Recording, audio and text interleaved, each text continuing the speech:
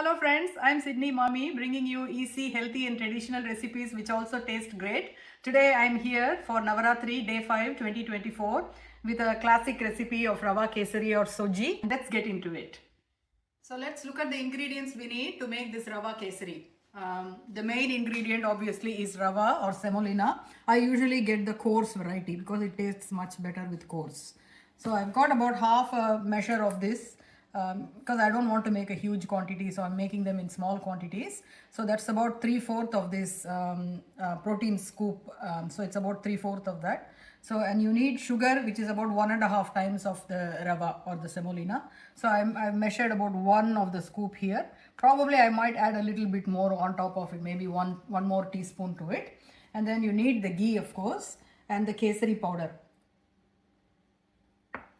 And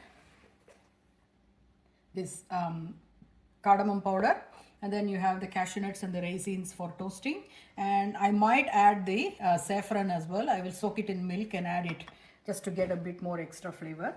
So the first step is again to first prepare the garnish, which is the cashew nuts and the raisins. Rava Kesari is quite common in the south. In the north they call it as Suji Alwa. So nowadays you can be more creative with this Rava Kesari. You can add crushed pineapple. I've seen people adding rose petals to it. And when I was young, I have actually experimented using boiled potato, mashed boiled potato along with the rava. So that gave like a thickness to it. And especially if you have too many people and you're not having enough rava, these are all the shortcuts to make it so you can feed more number of people with less of the rava, main rava ingredient. So today I'm just going to show you just the plain, normal, traditional way of making Rava Kesari. Okay, there goes the ghee. Always keep the stove in sim, especially when you are deep frying these things, because they get brown very quickly and could burn. With the cashew nut you have to be really careful. It turns black pretty quickly. If you just turn around for 10 seconds, it's gone. So there you have it. Just put it into, keep it separately. Okay, I'm just going to add some more ghee to fry the rava. This is a technique that I found. When you add more ghee at the start and the rava is fried very well, it tastes really better. Okay, so while that's again I've got it in sim. Kettle boiling.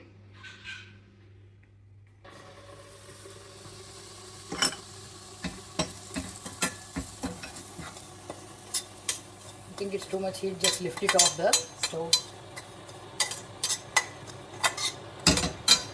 See how it's absorbed all of the ghee. The ghee has disappeared. So you just keep roasting it. Now I'm going to add the water.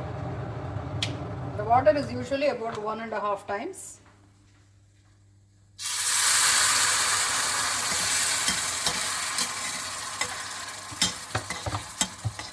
So now you add the kesari powder. Don't add too much.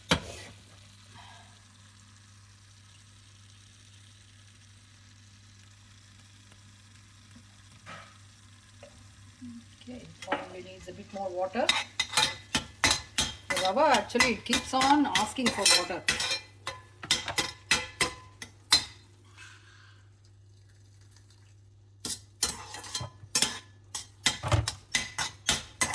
And add more water.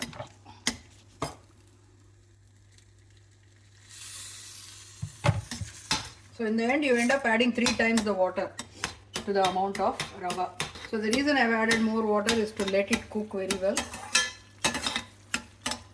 Because it is made of wheat, it needs more time to cook. I'm going to add the saffron straight because there isn't enough time for it to soak in the milk. So I'm just putting it straight there, just a few strands. The Rava Kesari is what traditionally was served when the potential groom or bride meet for the first time in the bride's house. The groom comes to the house and we serve this. This is the classic dish that we serve them when they come to see the girl for the first time. It's see how it's taken up all the water. Now we just add the sugar.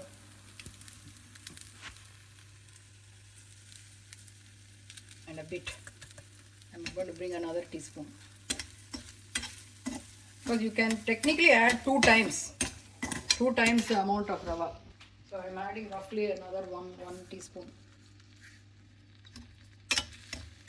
Once you put the sugar, it becomes liquid again, see?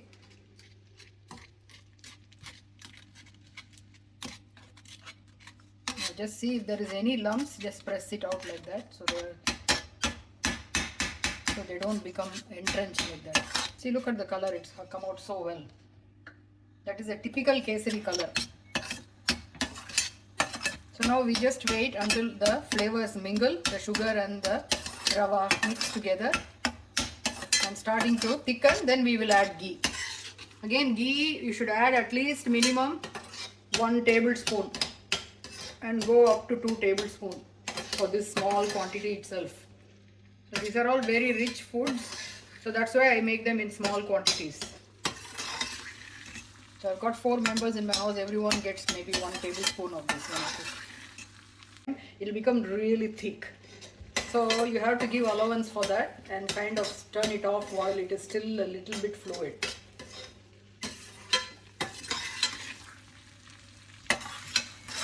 Okay, at this stage I'm going to add the ghee.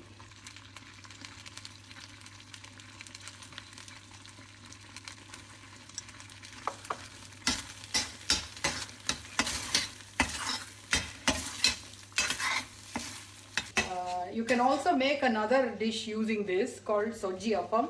So in Tamil we also call it as soji.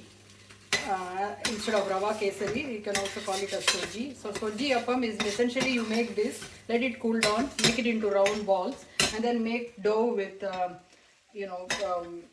they say use maida, but I always use a healthier option than that. Make into little puris and then stuff it with this and deep fry it. That's called soji appam. These are all very old dishes. I don't see people making these as much.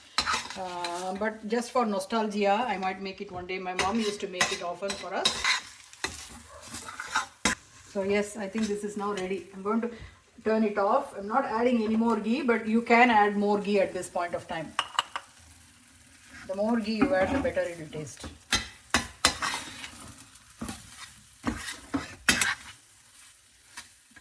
So as I said, if you see this in an hour's time, it will be really thick. So see how nicely it's come out.